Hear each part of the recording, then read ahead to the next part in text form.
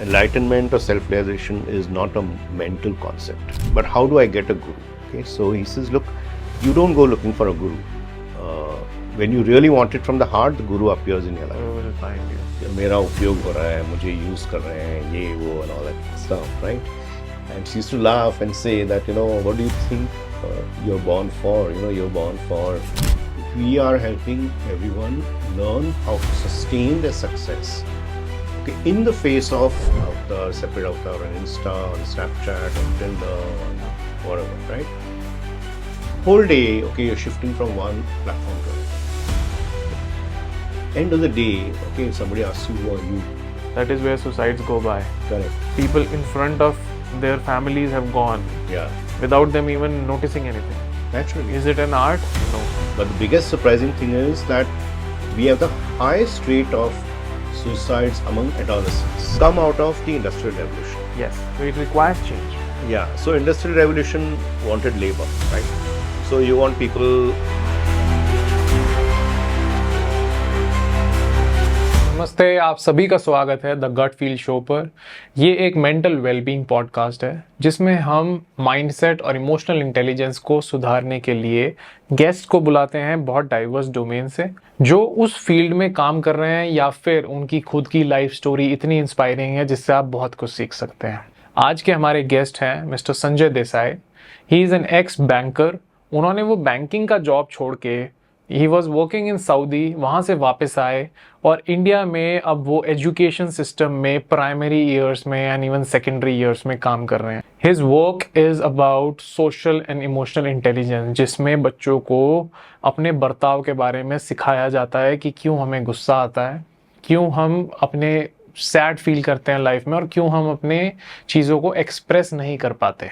बहुत सारी चीज़ें जिससे बच्चे लेटर स्टेजेस में परेशान होते हैं, वो अगर स्कूल में सिखा दिया जाए तो लाइफ बहुत ज़्यादा सुधर सकती है। ये कैसे हो रहा है ये आपको संजय देसाई समझाएंगे इस पॉडकास्ट में। इसको आखिरी तक ज़रूर देखिएगा एंड इसको फॉरवर्ड ज़रूर कीजिएगा अपने टीचर्स को या उन पेरेंट्स को जिनके बच्चे अभी स्कूल में हैं। I hope you like it.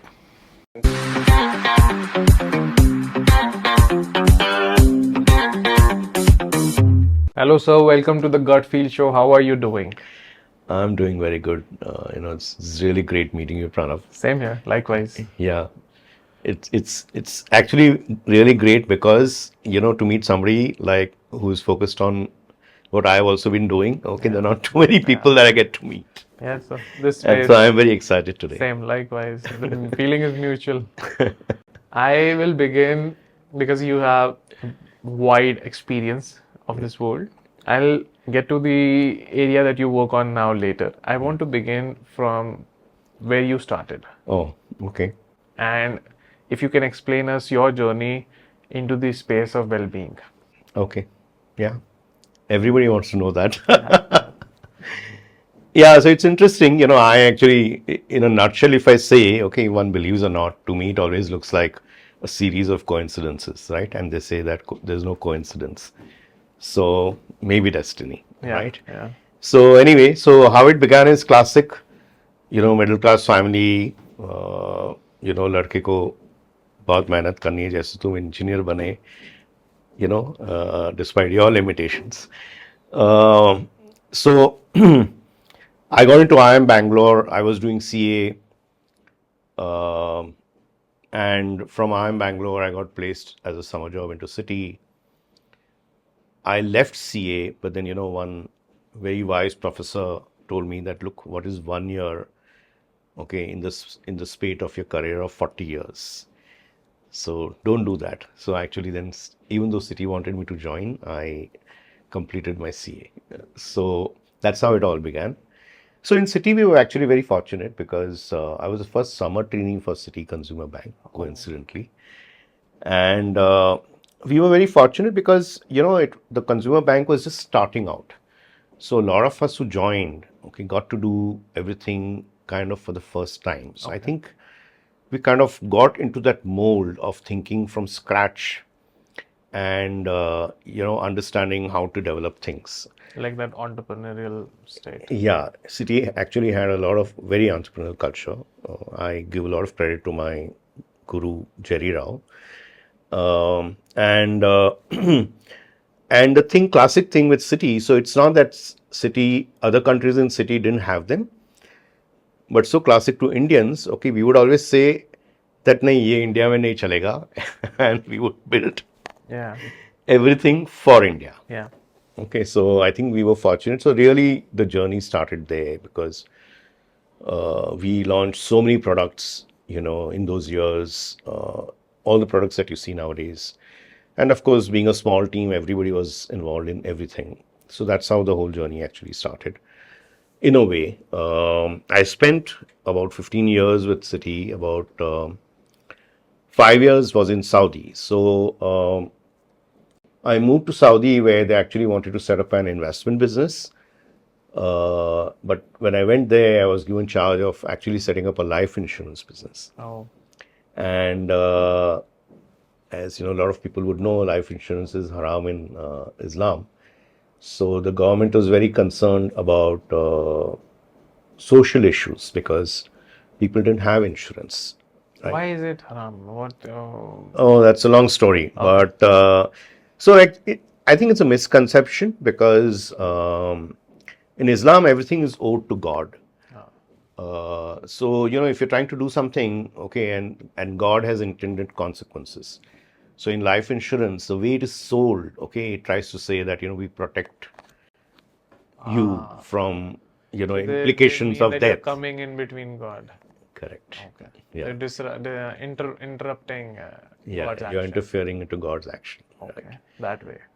So, First time I've is got it? to know this. Okay. So, no, just like insurance, there is also Islamic banking because interest is haram. I don't know if you know that in Islam. Yeah, because, and it's a beautiful concept. So, what they say is that if you lend money to somebody, you're not supposed to charge interest, okay? Because if you want a gain, right? If I lend money to you and I want to gain from you, then I better participate in the risk also. So it can be kind of Actually a interesting. profit share, but not interest. Actually, it has a bigger Yeah. thought process behind it. Yeah, absolutely. Very interesting. So anyway, we'll get diverted. But so I went to Saudi and I was tasked with this, and took me about 5 years to set up insurance business. I'll come back to this whole part because that is how I land in conscious sleep, right? Now, yeah, let me move there first. So so prior to this, what I always had, interestingly, it developed at IIM Bangalore, is my interest in spirituality. Okay. And we had this one course that was called Zen and the Art of Japanese Management. Those were the times you may have heard of Zen and the Art of Motorcycle. So where Japanese culture of Zen actually kind of percolates the way they do everything, including work and business and management. So this was a very beautiful course, and that got me interested in Zen. And when I got interested in Zen, then I started reading J. Krishnamurti. Oh, And new door opened. yeah, I think that is how it begins. yeah, I started with the book The Power of Your Subconscious Mind, and then I started reading deeper and deeper. okay, like Carl Jung. Okay. I think that is where your doors to this space opened up. Yeah, so that became a parallel journey to me. Parallel learning. So, J. Krishnamurti, and then I started reading Raman Maharshi, and I used to read Osho, of course, I used to love him. J. Krishnamurti and Osho are good compliments because one guy is very serious and the other guy is like... Free flow completely. So, but then when I read Raman Maharshi, that was a real change because there are 2-3 things which, if you don't mind, I can share, okay, which really hit me, okay. So one is, people, I don't know if you don't know his story, but like he was known as the silent guru, like he never spoke. Okay. Yeah, I won't go into the story, but interestingly, people from all over the world came looking for him. Okay, he was based in the south at the Arunachala, and so there's nothing is written. Okay, there are these dialogues that are captured by people around him. So when somebody asked him, and people would come looking for enlightenment and self-realization, and somebody asked him, and he was categorical that you know, enlightenment or self-realization is not a mental concept. Okay, you have to be out of the mind to actually be there. Yeah. So that begged the question that can I use my mind then to, seek enlightenment? Okay, and obvious answer is no. How can you? Right? And he was asked this question. So he says, yes, you cannot. Okay, you have to go beyond mind. Okay, if you really are to be enlightened. And when I read that, it actually impacted me so much that I stopped reading all spirituality and philosophy books because I said, what's the point? So, so this gentleman asked him, I think it was a Western gentleman, asked him that, what do I do then? What is the solution? So he says, you are already realized. This is what Raman Maharshi always said, that each one of us is already realized. The thing is that we can't see it because of, so-called what the term that are used are like impurities, which means, or you may call shadows if you use into subconscious. Okay, because of which we are unable to see we our keep on truth. distracting ourselves. Yeah, and so what do you do for that? Okay, you can't play with the shadows and remove them. Okay, so what do you do for that? So he said there are only two things. Okay, karma yoga and bhakti yoga, which means you do your actions out of your heart. Okay, and accept, I'm sure karma yoga, and then accept results as they come. Okay, and then evolve out of that. Okay, so in the sense that kind of purifies you as you keep on going. And second, he said, is bhakti yoga, which is basically the soul spirit of surrender, right? They kind of go together. I mean, this is what Bhagavad Gita is, that when you do your actions in the spirit of surrender, like everything I'm doing, if I'm having this coffee, okay, it's in the spirit of offering to God. So my whole life then becomes an offering to God. Everything I do becomes an offering. You stop being self-centered. Yeah. You look outward, and Right. it's a different way of life. Yeah. So he says these are the only two things that you can do. Okay. So two important conclusions. Third thing, people used to go to him to ask for a guru. Okay. And he says guru is everywhere. Okay. So, but how do I get a guru? Okay. So he says, look, you don't go looking for a guru. When you really want it from the heart, the guru appears in your life. We will find you. Yeah. Now, this hit me, so I stopped reading everything. I stopped seeking guru. Okay. And then Aarti, my wife, and I were trekking in the Himalayas in 1992. And we actually ended up meeting one sannyasini in a cave of Kedarnath. Yeah, and that encounter, probably this is not the day to actually talk about it, but that really changed my life if I look back. How? One thing that... So, the sannyasini, Ma Krishnanand Giri, she was unlike any of the gurus. She literally we were like friends. I mean, we got to know each other, and then she asked me to visit her, and then I kept visiting her. She would go and cook for us, like literally became our mother. Okay, she would go and cook for us in the cave. Okay, and I never realized how she would go and influence my life very indirectly. Okay, so 2-3 things that I can share. Okay, one pointer she gave one day was that we make our own world. Like every thought that we have, okay, goes on to manifest. And I started arguing with her. I said, how can you talk like this? And she was that kind of a person. Okay, she was a national awardee, teachers national awardee, prior to becoming a sannyasini. I said, yeah, I understand. I read J. Krishnamurti, and he says, we are the world. So philosophically, I understand what you're saying is right. But how can you say literally, what we think? So she's telling me, तुम तो पढ़े लिखे हो, experiment करो, मेरे से क्यों बहस करते हो?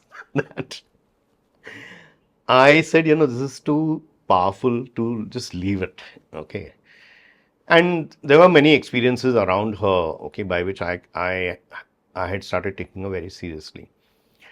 So I actually started experimenting. Okay, while being in Citibank, I used to on a personal basis. Only thing I knew is meditation. Okay, so, and that too I learned with her. So I just used to meditate. Okay, and when the Saudi assignment happened, now I'm linking back. Okay, it also happened in that manner. And so for me, that whole challenge of setting up an insurance business in Saudi, I said, okay, this is a great experiment to test if she's right. Okay. And so it took me 5 years really, but it happened.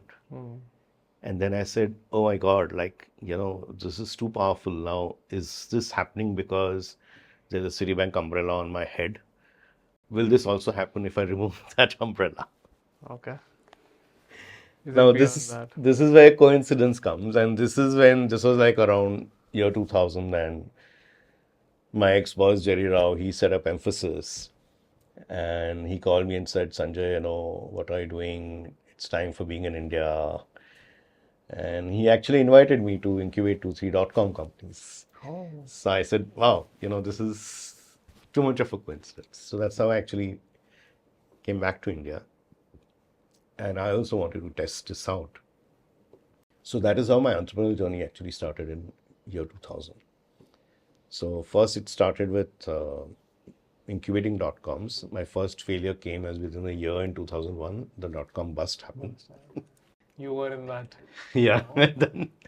And then the question was what next? And, one option was always to go back. But I said, no, I'm going to now take the leap and see what happens.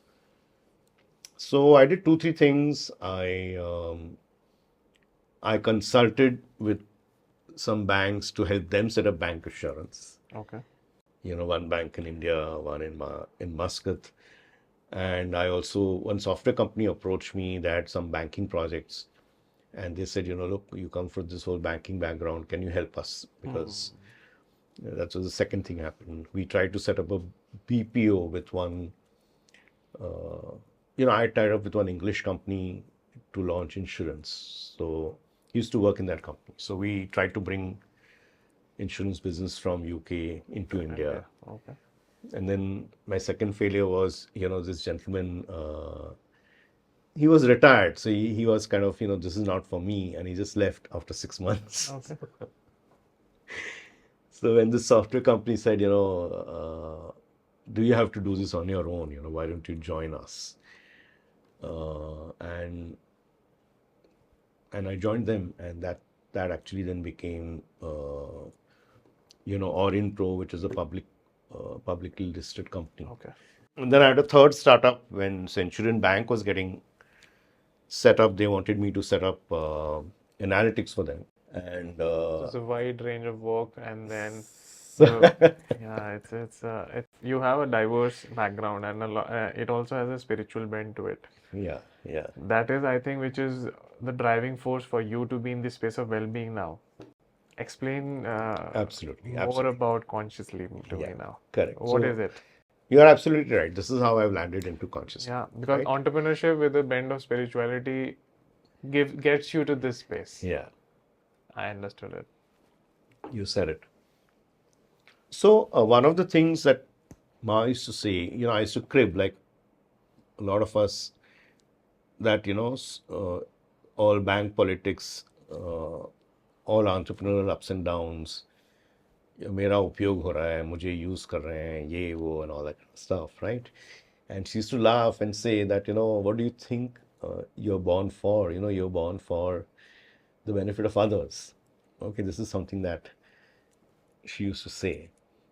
And so one of a strong thing is that whatever we have, in terms of talent, resources, okay, can it be used for the world? Okay, this is something she passed in 2010. Okay. So you kept on meeting her regularly? Oh yeah, we became very close. Yeah, that's a different story. Yeah. So, so for me, just her presence in my life and how much I learned from her, I wanted to do, something after her.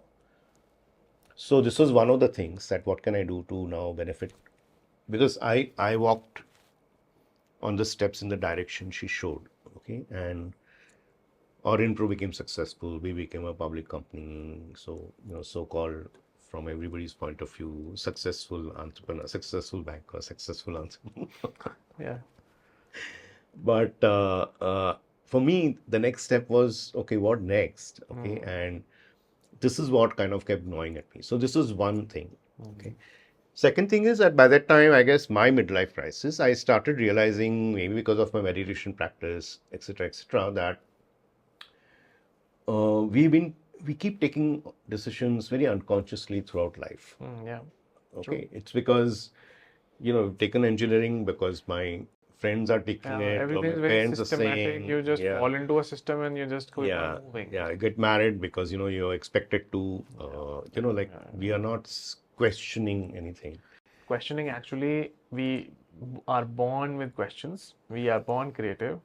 We just rub it off as we grow. So it goes back to what J. Krishnamurti calls as conditioning. Conditioning, correct. We get conditioned, Absolutely. right from childhood. Yeah. Yeah. So that's something that kind of kept jumping at me. Okay, that there's so much conditioning. A third thing was this whole pointer she gave is that, we actually have the power to go and manifest the world. So, you flip it over, what we're really saying is that you and I meeting today, okay, is something that both of us have mutually manifested. Yeah. Yeah, somewhere we are responsible Absolutely. for this moment. Absolutely. We never take such responsibility, right? So these things were gnawing at me, and therefore, I think around 2015, 16, when I came out of Orient Pro, I was the executive chairman there.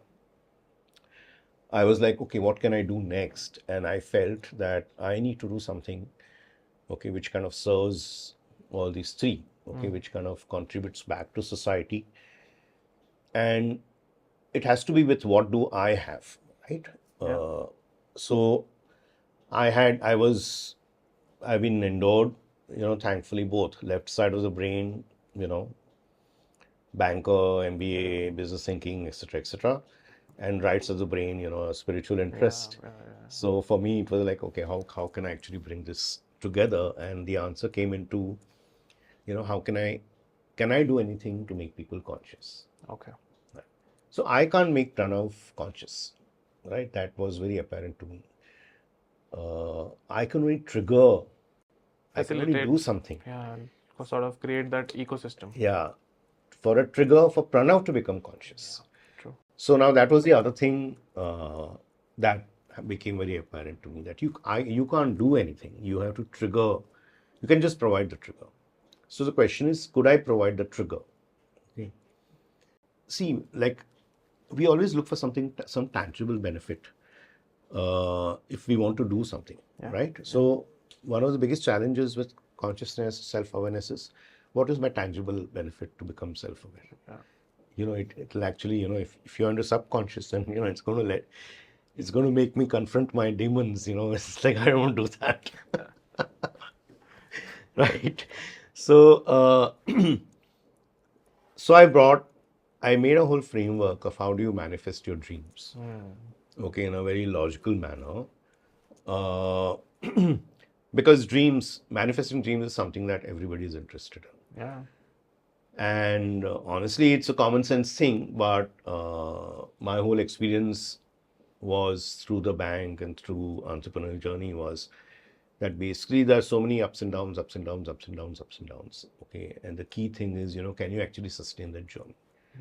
Okay, and then the world is what the world is. So there's a lot of negativity that keeps coming to you. Can you overcome it? Right, and that is where I brought in well-being and positivity into the play in my framework. Very interesting. That suppose if I can do that, okay, then I can sustain the journey, because that was my experience as well. Yeah. So you're bringing in your takeaways from life. Yeah.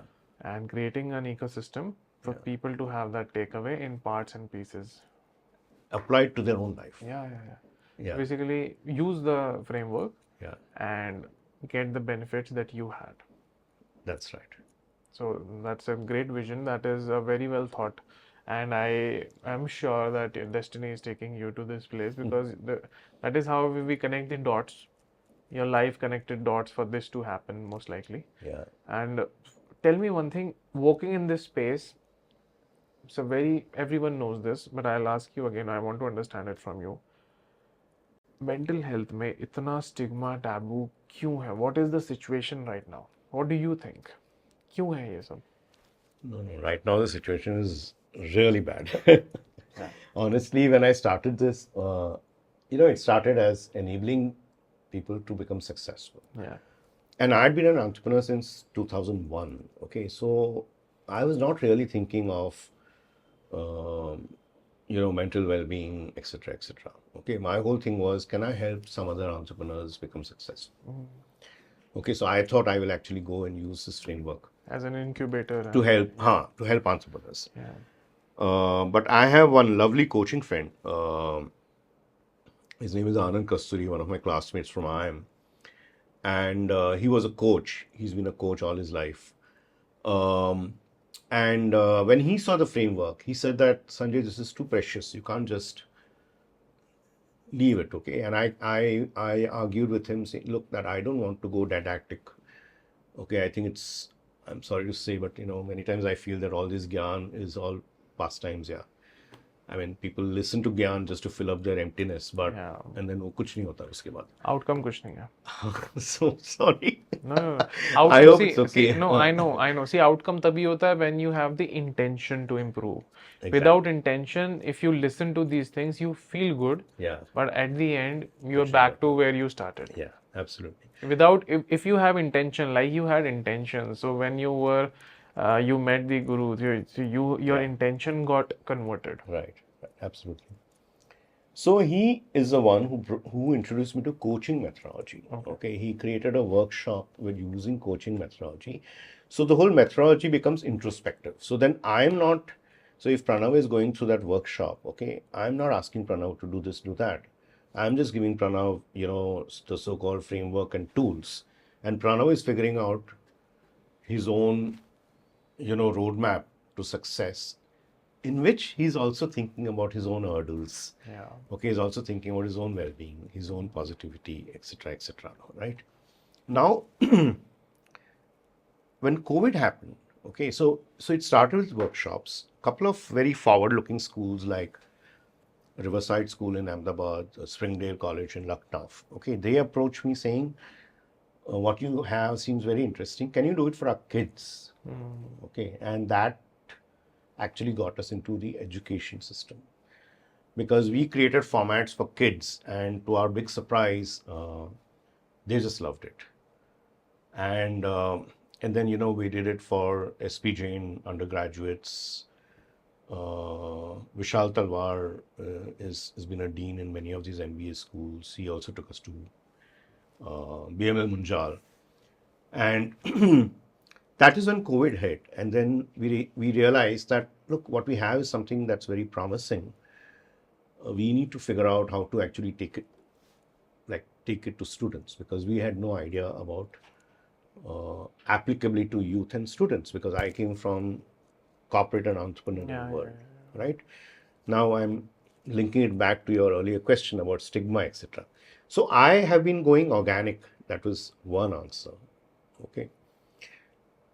Number two, because of using this coaching introspective methodology to achieve success, okay, what we are really doing is we are helping everyone learn how to sustain their success, okay, in the face of all the hurdles and negativity and challenges that come in your way. Yeah. Okay. So we are not coming from the mental health side. We are coming from your end. Okay. You're going and, in your life journey, okay, and whether it is you, whether it is your relationships, whether it is your success journey, okay, how are you going to achieve your goals, sub goals? Okay, and how are you going to sustain your well-being? So in a way, you can call it preventive mental health. We coined this term much later. Yeah. But COVID actually has increased this whole issue. So when COVID happened, okay, the whole world went virtual, right? And then, this will sound like terrible, but this is the truth, okay? So let's think of a 9-year-old, 10-year-old, 11-year-old, okay, who nowadays have a smartphone in her or his hand right from that age, right? So now they have two worlds. There's a virtual world and there's a real world, okay? Real world, parents, schools, etc., etc. Everybody's trying to tell you what to do and what not to do. There's a virtual world where you have all the freedom. Okay, which world will you be in? Right. Number two, once you go into the virtual world, okay, there are multiple platforms, and you have a separate avatar on each platform. Yeah. Right? You have a separate avatar on Insta, on Snapchat, on Tinder, on whatever, right? Whole day, okay, you're shifting from one platform to another. Okay. End of the day, okay, if somebody asks you, who are you? Do you know who you are? Okay, so they completely lose track of their own personality. True. Right? Now, once you lost that base, how are you going to, face anything? Yeah. Right? And once they go into the virtual world, then who are the influencers? These are typically people, sorry, people who are into sensational stuff, Yeah. right? To try and capture more and more audiences. Attention. Yeah. Yeah. And so they're all getting influenced by, such influencers. Yeah. Fourth thing, okay, over the last 25, 30 years, our economic prosperity has gone up. Okay. So I'm from a generation of roti kapda makan. Okay. Even if I did my CA, I was very clear by default I would get a good naukri, build a house, then I get a family, etc. Right? So if you go back to old Maslow theory, right? He has his needs, hierarchical needs, if you're familiar. So, your lower needs, okay? So every person, human being, first fulfills his or her lower needs, right? Which is your safety, security, food, right? After that is a need for belonging. Okay. After that is a need for self-esteem. Okay. After that is a need for self-actualization. Now, for the kids, okay, of this age, because of so much more economic prosperity, okay, the lower needs are no longer relevant. Yeah. Right? That is not a default motivator. Yeah. True. So their biggest problem is, how do I motivate themselves? So, you see this whole trend towards everybody wanting some purpose, right? Because that motivator has gone. There is no base to motivate you to work hard. Yeah. There's no specific direction as such. So they're looking for direction. Yeah. And what comes next? Self-esteem. Okay. How do you get self-esteem? You get self-esteem if you walk the journey of success. Now it's a catch-22, right? There is no motivation for you to walk that journey of success. And so you don't have self-esteem. Okay. Then you try to look for that self-esteem in virtual world in terms of, more likes.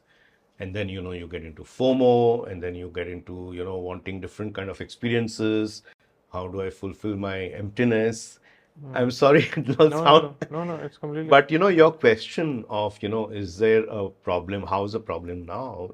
This is the real answer. The problem is much worse because everybody is, and now, of course, this thing is not just limited to kids. Okay, it's limited to elders also. Okay, my generation as well as today's parents. Right? Everybody. I think digital media has also dismantled the sanity of what we are getting influenced by. Exactly. Because everything is working, and social media platforms are designed for things like, for example, cringe content is watched the most. Yes. What is the use of it? Nothing. What are the consequences of it? No one is thinking about. Everyone is continuously consuming it, and they don't know it is very new. Post-COVID, it all spiked up. Correct. 4 years, we already see situations getting worse. 10 years, let's imagine 10 years down the line, what will happen?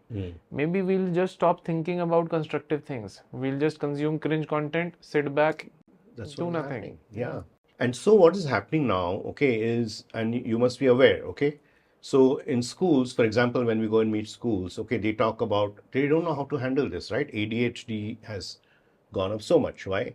Because everybody is addicted. Right? Everybody is addicted. So, their attention span is decreasing. They can no longer concentrate. If they can't concentrate, how are you going to imbibe and learn? Okay. And now, so that is one, right? Number two, I don't know if you know, but we are the largest adolescent population in the world. Okay. And that's not surprising. But the biggest surprising thing is that we have the highest rate of suicides among adolescents. Okay, now imagine, okay, what's what's happening. And, this whole rate is accelerating. Yeah. Because, so, when you say seriousness of the problem, it's very, very serious in the sense, I feel it's like an invisible pandemic. Severe. I mean, It's it's a a red pandemic alert. is there, but nobody's seeing it actually. Because it is invisible. The problem is physical illness आपको दिख जाएगी. Heart टूटा हुआ आपको पता चल जाएगा. This is something which is invisible and people wear masks. Yeah. So how do you decipher masks? That is where suicides go by. Correct. People in front of their families have gone. Yeah. Without them even noticing anything. Naturally. Is it an art? No. They were hiding themselves. Yeah. So when everyone is hiding, how do you see it? Yeah. It's a very good point, because now nobody wants to authentically show herself or himself. Yes. Anyone. There is nobody. So now if you're having problems, where do you express? Earlier the first level of reductionist problem was just expressing. Yes. Right? Because you had that family system, you had extended family, you had neighborhood friends. So somewhere or the other, everything was getting expressed. Yes. Now that layer is going away. Yeah. So yes, the problem is actually very harsh. True. And and people think that getting counselors and psychiatrists is enough, but I don't have the numbers right now, but it's absolutely minuscule, the number of counselors and psychiatrists we have. One. Number two, it is corrective, right? In the sense that after the problem has happened, as I say, after the horse is bolted, okay, what can you do? चिड़िया चुग गई खेत. हाँ. So that's why I tend to look at this as preventive mental well-being. I think that is the way forward. Yeah. We have to solve it from the other side. Because if we solve it head on to the problem, the problem is what is to solve, because people don't speak about it. Yeah. You can only solve something when people are sharing the problem. Yeah. When someone is coming up, business problems everyone shares. Yeah, this is my business idea. मुझे बताओ इसको मैं कैसे successful करूँ. Yeah. No one is coming up saying मेरे साथ ये problem हो रही है. How to become better in life. So the other side is set up tools which people start using without knowing that this is going to work on their mental health. Correct. And as a life skill, it is by default improving their mental health and making them better in life. Yeah. I think that is what your approach is, and I think that is the perfect approach to mental health. Thank you. Yeah. Overall well-being, I would say. Because see, what I personally believe is I've read enough on emotional intelligence, EQ, and I know good leaders have a balance of IQ and EQ. Only IQ will not make you a leader, because leaders are known. Why are they compared to wolves? Why are there these stories about them? Because they lead from the end. They lead from the last. What does that mean? That means that they take care of the ecosystem they are leading. Yeah. They know the front part of it, where they are headed. They know the vision. They have a huge vision, but they also understand the emotions of the ecosystem. Why they understand the emotions? Because if they don't take everyone along, they don't feel good. Yeah. Also, I personally believe that when you take everyone along, okay, because since I come from this whole manifesting thing, okay, when you focus, this whole quantum theory thing, right? When you focus, so since you're an engineer, I'll just introduce the whole thing, right? So Newtonian physics, okay, was particles, right? And they all follow the laws of Newton's, right? And then Einstein went and said that at subatomic level, okay, the laws are no longer valid, right? And then this whole space of quantum mechanics is emerged, where basically they are saying is that at a subatomic level, okay, a particle exists in the form of waves, okay, and you can't make out whether it's a wave or a particle, okay, until, if you heard of this observer effect. So if the observer is there, just look up the YouTube, it's very interesting. Subject of the observer. Yeah. I read this book, The Untethered Soul, and that speaks amazingly about it. Correct. So the thing is, if I take a leap, I don't want to claim to be a scientist, but it goes back to intention, right? If you have an intention and if you're observing something, okay, and holding up that observation, right, and sustaining, meaning your journey, right, then that is what will manifest. Yeah, the placebo effect. I follow Joey Dispenza, and he speaks about this thing about how we can manifest things with our thoughts. Right. And that is absolutely true. Correct. So it's not just about me. When my whole team believes in it, okay, it's going to happen much faster. And even that is how body works. What Joey Dispenza speaks about diseases is that when you have this manifestation and this placebo effect, what you're doing with the placebo is telling your body that I am with you. Everything is going to be fine. What you're doing is you're creating that ecosystem of safety. Right. Convincing, counseling your cells and bodies parts, everything, they get motivated and they start working towards solving a problem. So what happens is with placebo, you create an ecosystem where everything moves forward rather than get falling apart. When they move forward, the problem eventually possibly reduces and gets solved. So that is also leadership. Yeah. Yeah. Within, if you can imagine particles as That's right. an object or a subject which are moving towards solving something. Yeah. I think that is how these things go, and they're way, way deeper than we see it. Yeah. But very nicely put how you brought the point of well-being, how we should look at it, how we should work on well-being to get better at life. And that is also your approach with Conscious Leap. Yeah. Tell me about these books. What are these books and how are you implementing them? Because I absolutely love it and I think this is need of the hour. We never had it when we were in school. Yeah. So this also has been an organic production. I spoke about the workshops that we did. Yeah. And then when COVID happened, academicians basically came and told us that, look, what you have is very precious. Yeah. But workshop is not the format because children need something that is far more deeper and that begins at much earlier age.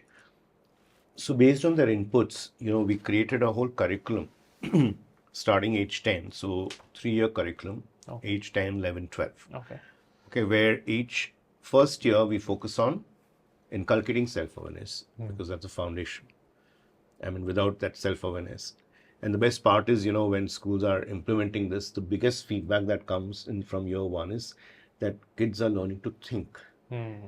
So that's very interesting because even our education system has become so much rote, okay, that the toppers, principals tell us that they don't even know how to think. Yeah. Okay, Because so we just go through a system which just keeps you hopping. Yeah. So that is what we're really focusing on. So in this year 1, it's all about me. Okay, me, my personality, my family, my emotions. Let's say introspection. How do I express my emotions? Just learning. But the methodology that we have used, okay, we have stuck to a methodology of 1, it should be introspective, so there is no teaching. And number 2, in a way, it's democratizing coaching methodology. So we borrowed a lot from coaching actually. And so now this has actually become a journal. So if you look at journaling as a tool for well-being, okay, then what we're doing is we're actually getting kids to start journaling right from that day 1. So every kids maintain their books? Yeah, so every kid gets his book. Okay. We priced it very low because the whole vision was... How much is that, if we can know? So, this year for private schools, we're just charging 650 rupees per kid for the full year. For the all set of books? For year 1 year. For year 1? Yeah. Per year, basically. Per year, yes. Yeah. And so that is what we do in year 1. Year 2, we move into relationship, communication, conflict. First I learn about myself. Next year, I learn about how do I engage with my environment. Third year, I go into my success journey. How do I navigate my success journey? Bring in well-being. So the whole idea is, it's not just building fundamental of well-being, okay, but also applying it in my own success journey.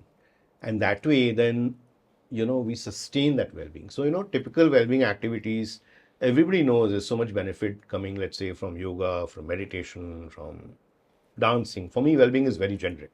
Yeah. It's anything that actually releases the good hormones. Yeah. Right. Yeah.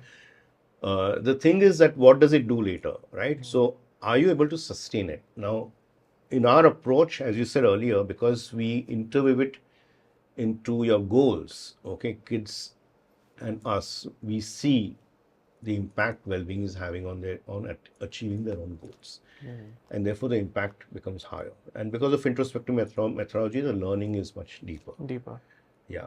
Also, the big advantage that we have is that because of this whole methodology, we can scale up, because we are not expecting teachers to be well-being experts. Okay. All the expertise is actually coming through this. Okay. And we actually train teachers. Teachers get enriched because they learn to facilitate, Okay. which is where NEP is actually going. Yeah, so in a way, we've actually taken a step towards And implementing does it. and are parents involved in this process? So yeah, that's a big challenge. In fact, schools typically ask us, tell us how do we actually introduce this to parents? So can you take workshop for parents? We are working on it, and you're very right, because if you look at the whole ecosystem, schools that we've met, they're keen to do, but how do you explain this to parents? But then, in schools that have moved ahead and done it, their parents are very happy.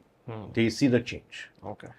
So, it's like chicken and egg. Yeah, it's always like that. Yeah, For a problem, for something which never existed, it's Yeah. a chicken and egg problem. right. You have to go both ways. Yeah, so parents have come and said, this is really good. I see the change in Amazing. behavior. And when you say this change, and as per your vision, like you also have your why. Every entrepreneur starts with why you do something. What is the vision for this? Like where do you see this 10 years down the line? What will happen if this gets implemented very nicely? No, if this gets implemented, I see a whole segment of population which is self-empowered. As Modi ji says, Atmanirbhar, I know it's such a beautiful word and it's come at the right time. So what this is really doing is, we are taking charge of our own well-being, okay, to pursue our own goals. And we are becoming non-dependent on others. We are becoming self-dependent. Okay. So it's an empowerment thing, it's self-empowerment. It gives you a holistic development, and you can sustain ups and downs of life, I believe. That is, I think, which is more important. We don't learn through the existing system how to sustain the ups and downs. We just learn to follow success. And failure is something I believe everyone faces it. It is inevitable. Correct. But we don't learn how to face it. Yeah, because, see, the current system, I don't want to blame the system, but, it has come out of the Industrial Revolution. Yes. So it requires change. Yeah. So Industrial Revolution wanted labor, right? So you want people Clerks. who can do things. We needed clerks, we made Skills. clerks, but the interesting thing is, during industrial age, the cars we were making and the cars we have today are significantly different. Why not the education system? So the education system also, Needs and to I think change. it will go. It is through. happening. It is happening. I wish it happens faster because the population is rising. Right. This change also has to rise. Yeah. Because if we get, so I wish we get faster, and I wish you all the best. Thank you so for much. implementing this all across, and I wish you a great success on this. Thanks so much, Pranav. Thanks so much for having me. I mean, It was. I was talking all along. I hope it's been. It is what I wanted, because the work that you're doing and the journey that you had is very inspiring, and I'm glad you came here. Very few people come into this space because this space is very challenging, and I love the vision you have, and I would love to support anyhow I could. Thank you so much. Thanks a very lot. much. Thank you for coming to the show. Yeah. Thank you for watching till the end, and please don't forget to comment below and let us know what would you like to hear about next. We will invite that guest on the podcast and have the discussions about the mindset and emotional intelligence. Please do like, subscribe, and share, and thank you again for watching till the end.